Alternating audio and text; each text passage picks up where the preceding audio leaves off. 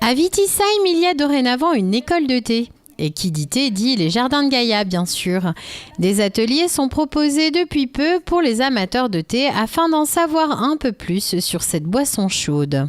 C'est un des objectifs des Jardins de Gaïa, c'est de permettre aux gens de connaître le thé, pas juste le thé aromatisé ou le thé parfumé, mais aussi les thés nature et les différences qu'il peut y avoir entre les différents terroirs.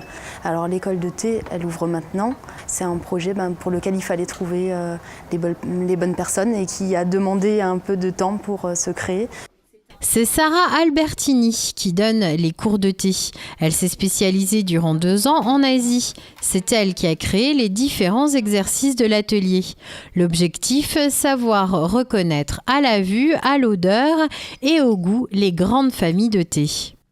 À l'école de thé, on va apprendre à savoir ce qu'est le thé.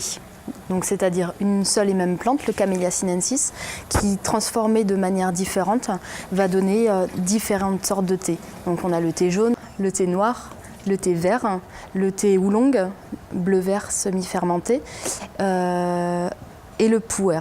Donc on a 6 familles de thé.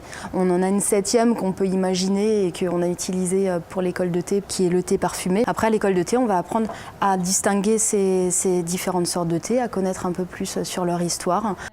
Et bien sûr, pour apprendre à reconnaître le thé, il faut le goûter. Et pour cela, il y a une technique similaire à la dégustation du vin.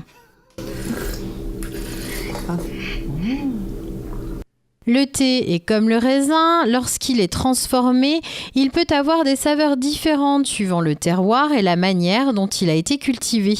De plus, certains thés sont plus consommés que d'autres en fonction des saisons. Pour ces périodes festives, certains thés sont privilégiés par les amateurs. Dans cet atelier, les élèves peuvent ainsi élargir leurs connaissances et avoir quelques surprises. Ce qu'on aime souvent à la période de Noël, c'est de boire des thés qui vont être réchauffants. Donc souvent on va vers du thé noir, mais le thé vert peut être aussi apprécié. Et souvent on va aller vers des thés qui sont épicés, qui ont cette valeur ajoutée un petit peu en plus. Alors en Alsace, on va aller vers le thé de Noël, qui est un thé noir, qui a été aromatisé et parfumé avec des épices, des fleurs, des agrumes, des morceaux de pommes. Après, on a créé une nouvelle recette cette année qui s'appelle Instant Divin, qui est une recette de thé vert aromatisé à la figue et aux amandes. Donc vraiment, pour cette recette, on a voulu partir un peu sur la recette alsacienne du Beraveka. Et ça donne un thé vert qui est parfumé, qui est très original, mais en même temps qui apporte cette légèreté du thé vert qu'on aime bien parfois mêler avec des repas un peu lourds. Dans ces coupelles, il y a 3 familles de thé. À votre avis, lesquelles sont-elles ? Comme je consomme du thé depuis tout le temps, on trouvait beaucoup de thé parfumé et j'avais envie d'enlever un petit peu les arômes et tout ça, de venir à des choses plus naturelles. Voilà, j'aime bien lire des bouquins, j'aime bien assister à des cérémonies, des choses comme ça. Je voulais découvrir un petit peu plus de choses. Ce qui me surprend un petit peu, c'est le goût. Tout ce qui est au niveau goût, j'ai pas beaucoup de connaissances là-dedans, quoi.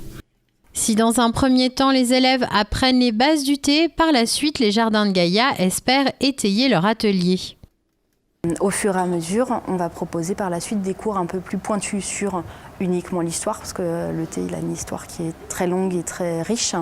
Uniquement les thés verts, uniquement les thés du Japon, uniquement les thés de Chine. On va développer après des cours qui sont plus précis et qui permettront aux gens de poursuivre leur formation au fur et à mesure et d'en apprendre toujours plus sur le thé, parce que le thé comme le vin, on pourrait avoir 10 vies pour apprendre tout ce qu'il y a à apprendre sur ce sujet, et nous, on en apprend toujours plus. Tout le monde peut s'inscrire à ces cours, il suffit juste d'être amateur de thé.